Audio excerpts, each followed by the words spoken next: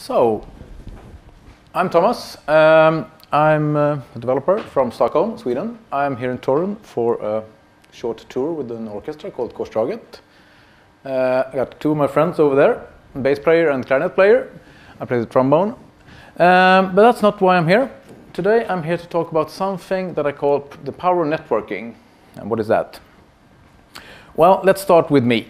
I'm an introvert. You know, the guys that prefer looking at your toes instead of looking at someone else's toes, or maybe even their faces. So I enjoy when it's peace and quiet, you know. Quiet places, open area, workspaces, that's like killing me. Horrible. And I don't have to be in center of attention every time. It's actually quite nice not to be that. So therefore, I'm tour leader for JUG, 35 drunks in the bus for a week. Bad idea, in some senses. And I'm on stage as well. So why am I that if I'm an introvert? Well, the thing is that sometimes you can be an extrovert introvert.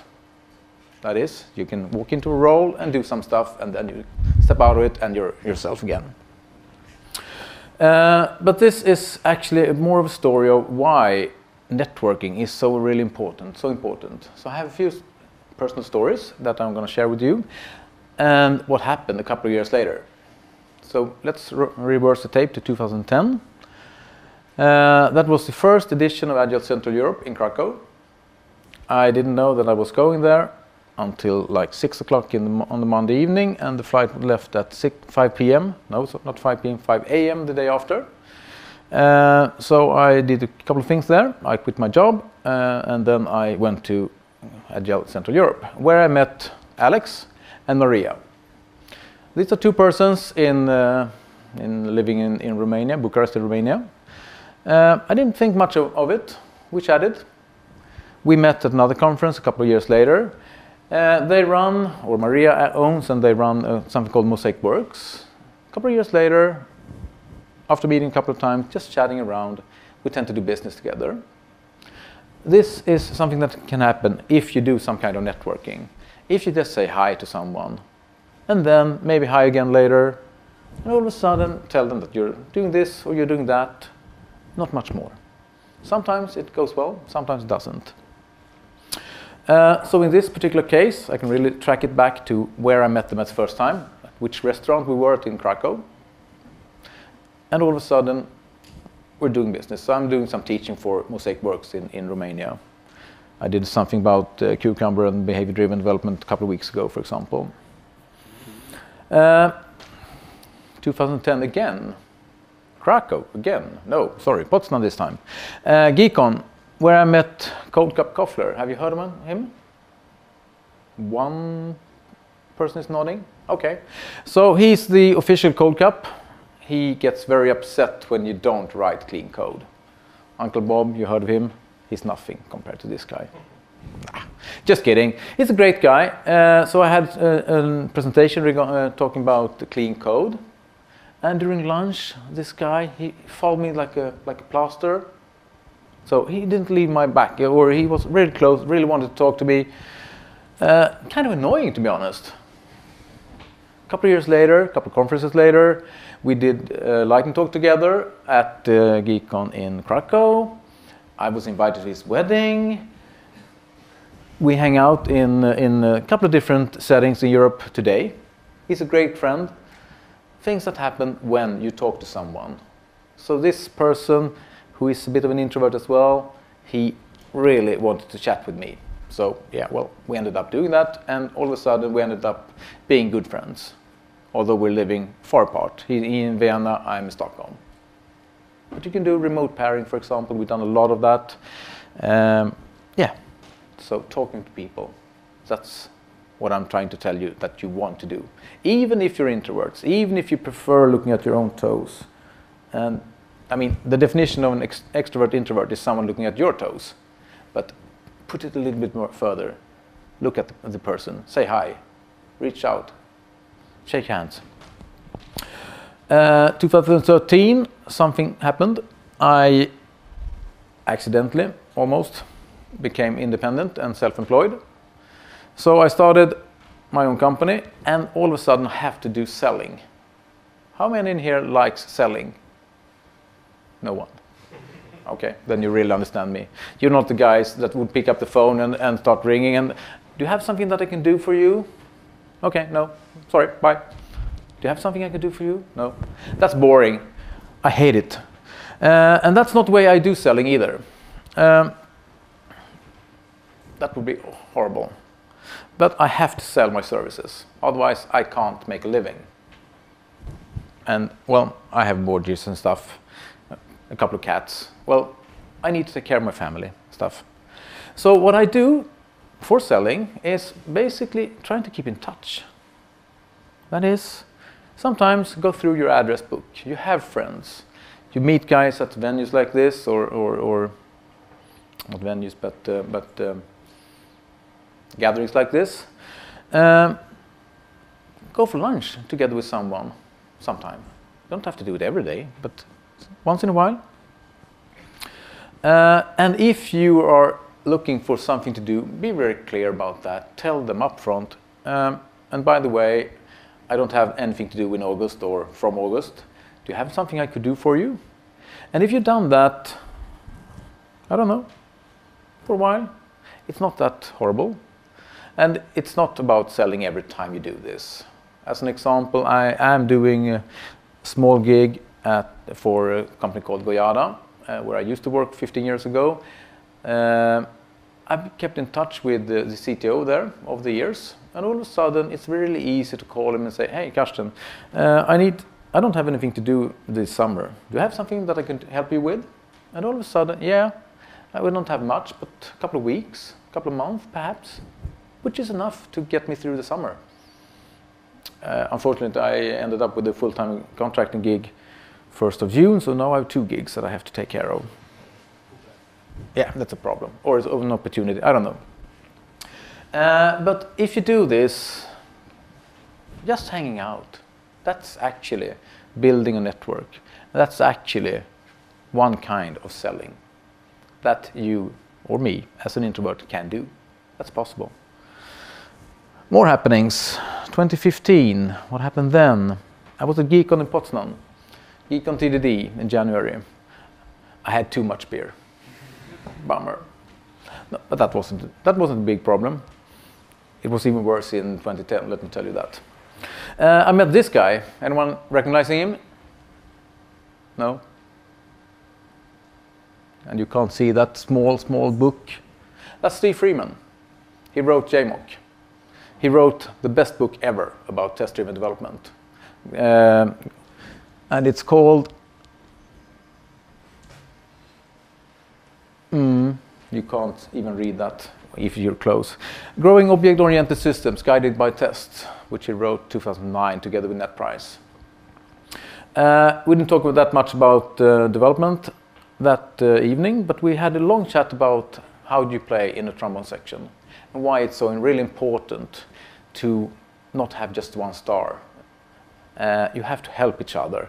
So if you have one star and that star is really good at playing and he doesn't help or she doesn't help the rest of the musicians, it's going to sound awful.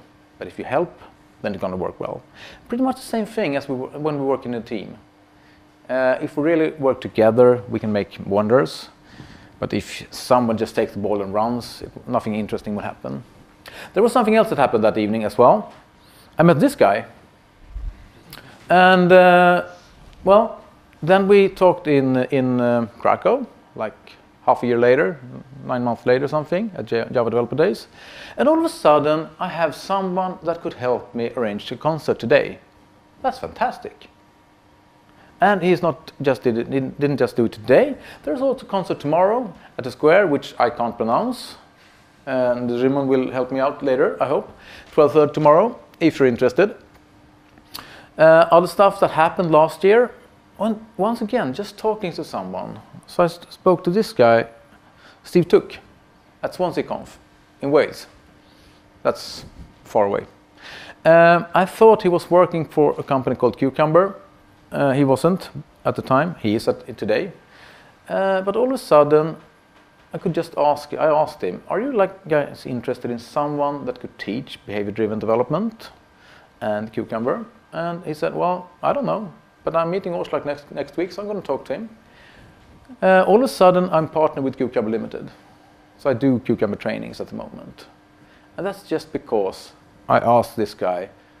I didn't know what would happen. I had not, to be honest, I didn't really have a plan. It's quite often that I don't have a plan. In this case, I didn't have a plan either. But all of a sudden, something interesting happened. And that's just because I took the courage, went over to him and said, hi, Steve. This is the situation. I'm interested in this. Are you able? Or are you interested? I could get a positive or negative answer. I didn't know. I got a positive answer. So that's fantastic. So what I want you to do is think of that you have to leave your comfort zone. You know, the space where it's so warm and comfy. You have to leave it because that's where interesting things happen. Talking to people, learning new stuff. Avoid looking at your shoes. Try to look at the other person's shoes at least, or even possible in their eyes. That's even better. So talk to someone, and if you approach someone and start talking, then you have the advantage. I've done that a lot of times at the lunch at some conferences. It's not always developers want to be talked to. I kind of force them a few minutes. Sometimes something interesting happens, sometimes it doesn't. So the conclusion here is that if you want to do something interesting, then you have to do some networking. You have to have friends or contacts. Leaving your comfort zone is one way of getting it. Looking at the other person's foot is a good start, and then start talking. So that's what I want you to try to focus on. And if you join us for beer at Carpet Craft, I'll buy you beer if you approach me and say hi. Okay? Every day? No, one time per person. And yeah, it could be expensive, but I don't think I take that large risk, to be honest. And if I do, then I do. So thank you very much for listening, and remember, leave your comfort zone and start talking to people.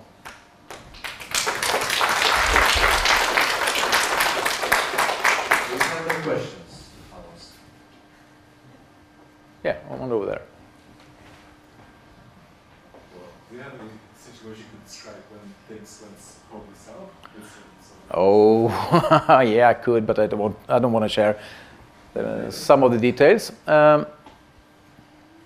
I have something really interesting? To be honest, I haven't thought through any good example, so I don't want to do that. But yeah, it has happened that I approached some girl perhaps and it didn't really work out. Could happen. I guess all of us have similar experiences. Any other interesting questions? I have one. Yeah? Because introverts feel comfortable with other introverts, but Yeah. what would you suggest? How can we manage to feel comfortable with extroverts? Because that I don't know. We have to network with Yeah. extroverts. Yeah, yeah. How to do it? And still feel comfortable. That's not too easy, because they tend to take the ball and run, and you can't even. I mean, they just talk and talk and talk, and it's hard to even. I don't find the correct words now. Få en syl i vädret. Help me out. Okay, so that's a difficult one. So it's really hard to get a word in. Thank you, Victor. It's really, really tough to do that. So yeah, I wish I knew how to do that, but I don't. Sorry. What with comfort zone with extroverts? Should they Yeah, they could leave start it. looking at their food? I don't think we will be able to sell the idea that the extroverts should try to leave their comfort zone and be quiet, or start looking at their own shoes just to make the rest of us feel comfortable. To be honest, I don't know what we should do about that one. And what about the virtual networking? Because the Yeah. examples you just mentioned, they are like impersonal. Yeah, What yeah. do you do in virtual work? Well, I follow some interesting persons on Twitter, of course. These guys, not all of them, but some of the guys that you saw here, I do follow them on Twitter. I try to retweet things that I'm interested in, and of course, when I find something original, I tweet about that, that as well. But yeah, just chatting, just mention people. They will probably mention something interesting, and pass that on or comment on what they're saying. Just make sure that you're kind of noticed. I guess that's what I want to say. You don't have to stand in the face of someone shouting, but just be noticeable. Any other questions?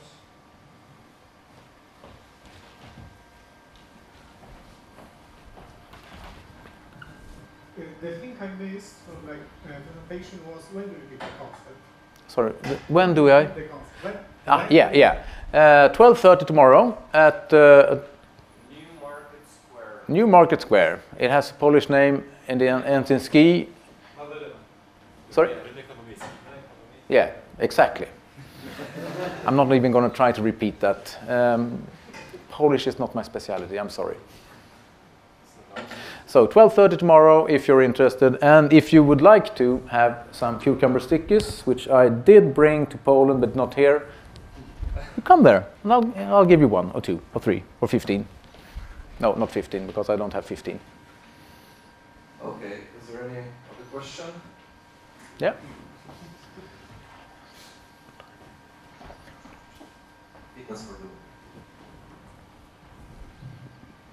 Sometimes saying hi is not enough. Do you have any questions to start long conversation?